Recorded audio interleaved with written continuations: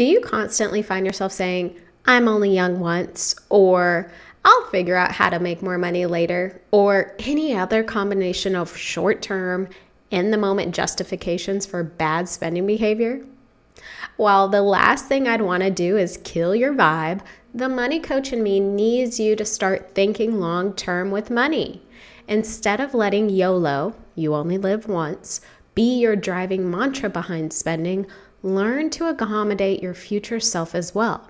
It won't happen overnight, but you can train your brain to think long-term with money. In this episode, I'm sharing 5 ways you can start that training process today. Now, everyone has a different money personality. Some people hoard their money and avoid spending it at all costs. On the other end of the spectrum, some people can't let much time pass before spending what money they do have. While neither scenario is great, the goal should be to maintain control of your money. A part of that includes preparing for your future and thinking long-term with your financial decisions. So let's get into how to start thinking long-term with money. The first thing you can do is visualize your future.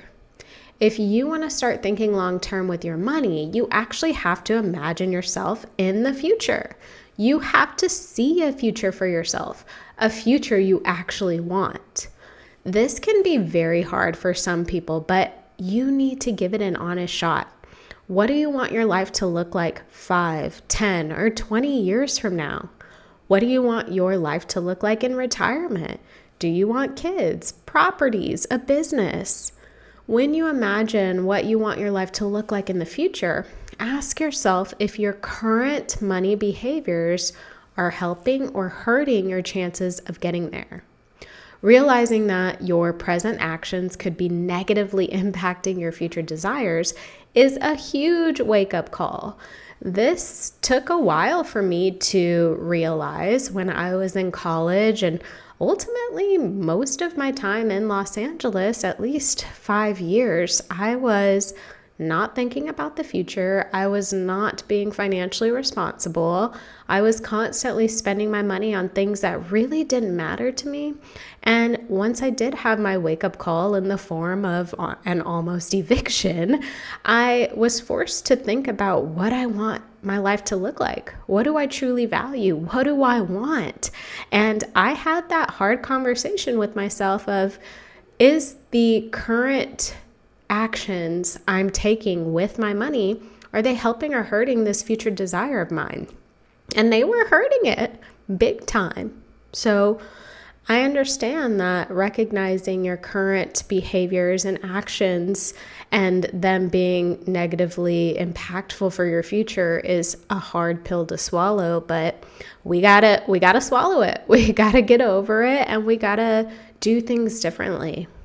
Now, visualization is such a powerful tool, and while it may not completely change your behavior, especially, instantly or in the moment, things like impulses or mental health triggers can obviously come up and deter your actions.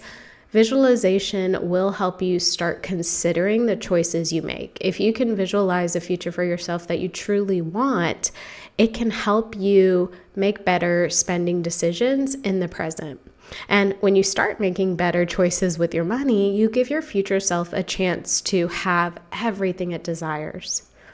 Now, I want to add that if mental health is impacting your finances, you are not alone, and there are solutions.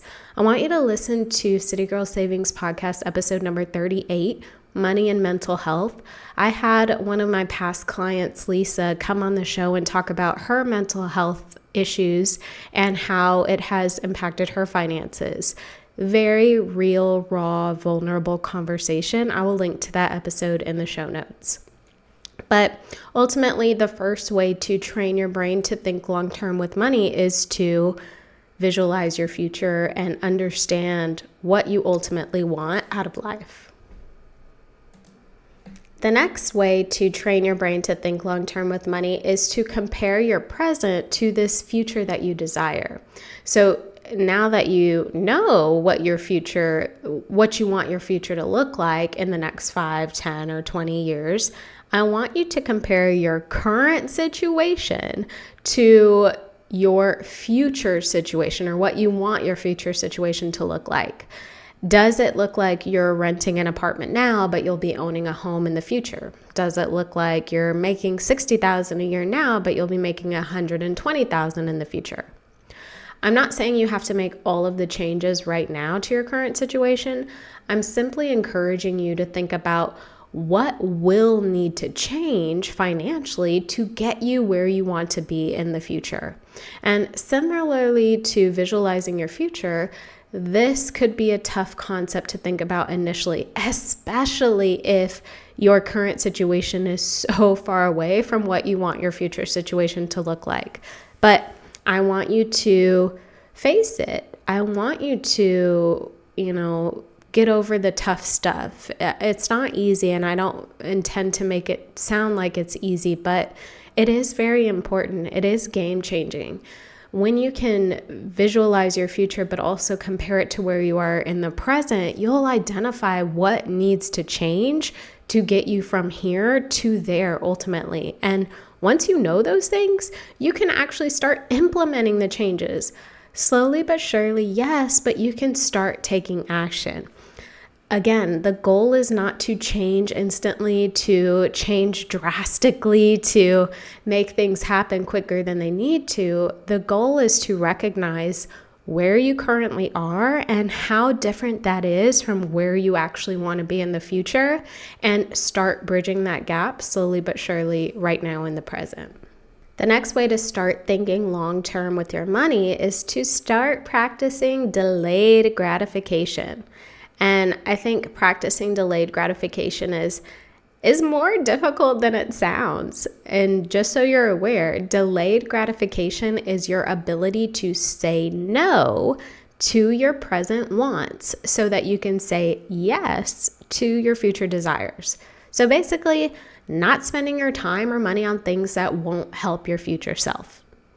And since you know what your future self looks like or where you want your future self to be, practicing delayed gratification does become easier because you have some motivation. You have a reason to say no to your present wants because your future desires are much more important. It's much easier to say no to buying a new pair of shoes you really don't need when you know your future self will have $100,000 in investments. Now, delayed gratification does not mean avoiding spending your money on the things you love. I want to make that clear. It means avoiding spending money on the things that are not in budget or things that truly don't help you reach your future goals. And when you're first starting out with practicing delayed gratification or just being intentional with your spending, I want you to give yourself some grace. This is not an easy thing to master. I feel like we live in a society where instant gratification is really where we're at. We can order something with the click of a button. We can have it delivered by the end of the day. We can have our food, our dinner at our door. Our society really pushes instant gratification. So it is not easy to practice delayed gratification and slowing down you getting what you want, but it's a very essential skill to mastering the money you make. So again, give yourself grace. Understand that practicing delayed gratification does not always come easy, but being conscious of your spending decisions is incredibly important. Whether you end up spending the money or not, I want you to just be mindful of what you're doing. And, delayed gratification, in my opinion, plays such a big role in financial success that I even dedicated a full podcast episode to the topic of delayed gratification. You can check out episode number 37 for a deeper dive into delayed gratification, the benefits of it, and how to start practicing it yourself. I'll make sure to link to that episode in the show notes. The next way to start thinking long-term with money is to find alternatives to impulses or spending triggers. Being proactive is so much better than being reactive. And if you know that certain people, certain places, or certain things trigger you to spend money, especially when you shouldn't, I want you to proactively avoid those people, places, or things, or find alternatives to them. And having your backup plan handy before the impulse strikes can help you avoid overspending. So this is where being proactive is better than being reactive. Do not wait until you are in the position where your spending trigger is activated or your impulse is spiked. Don't wait until you're in that position. Instead, have a plan ahead of time. And since thinking long-term with money means you're not indulging in present spending distractions, you will need to avoid those distractions. I had talked about early in the podcast how I curb my desire to spend, and one of the ways I did that was avoiding certain stores. When I first moved back to Austin after college and I was working to improve my financial situation, and I was doing the right things with my money, thankfully, I had a pastime with my mom where we would go to Marshall's, TJ Maxx, Ross, the discount stores that actually have really good finds. And although, the costs of things are relatively affordable, I always found something. There was always something for me to spend my money on. And it took me having to avoid those places to avoid the spending. So again, you got to be real with yourself. You got to recognize what is encouraging you to overspend, and then you got to do something different. Most times we know what triggers our impulses or our reckless spending behavior. It could be stress, excitement, anxiety, or any other emotion. So seek out ways to handle those emotions that do not require you to spend money.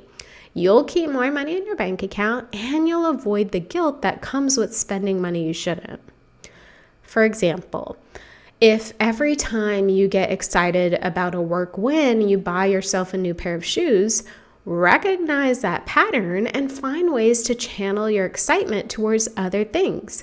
Maybe it's adding money to a wants fund. Maybe it's giving yourself permission to binge watch your favorite show, or maybe it's picking up an extra iced coffee for the week. The point is to shift the bad spending behavior to something positive, or at least something less financially impactful. The final way to start thinking long-term with money is to remember your why. So why is it important that your present actions help your future self? Why do you want to live the kind of life you visualize for your future? Get those answers. Why? Why is it important that your present actions help your future self? Why do you want to live the kind of life that you visualize for yourself in the future? Get that answer. Know that answer, because keeping your why in mind will help you avoid bad spending decisions. And it may not be 100% foolproof strategy. I mean, we are human after all, but it can help keep your spending within limits. To keep your why front and center, you can write your goals down. You can put reminders on your phone. You can share your future vision with those closest to you, or you can journal regularly. These are just some ideas of actions that can help you keep your why top of mind on a day-to-day basis. And I'll say for me, I actually have a document on my computer that has my 1, 3, and 5-year vision, and I regularly look at it. Like, where do I see myself in 1 year? Where do I see myself in 3 years, 5 years? I'm constantly looking at that document so I understand that my present actions can help or hurt me from getting to the future Rhea that I want to be.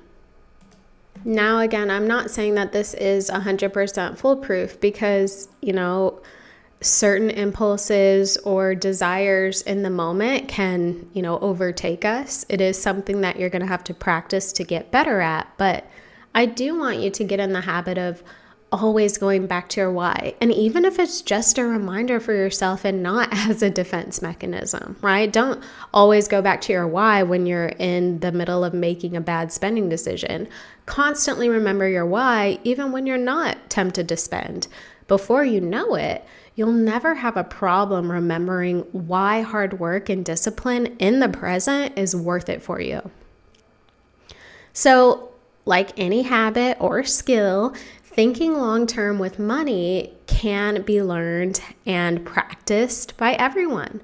The sooner you start practicing, the sooner the habit will stick. And there are so many benefits to thinking long term with your money. I think the most important one being that your future self is taken care of. And even if it may seem like decades away, I want you to know that the actions you do now with your money will have a tremendous impact on where you stand in the future. Thinking long term with your money is an absolute must, and it's something that we can all work on.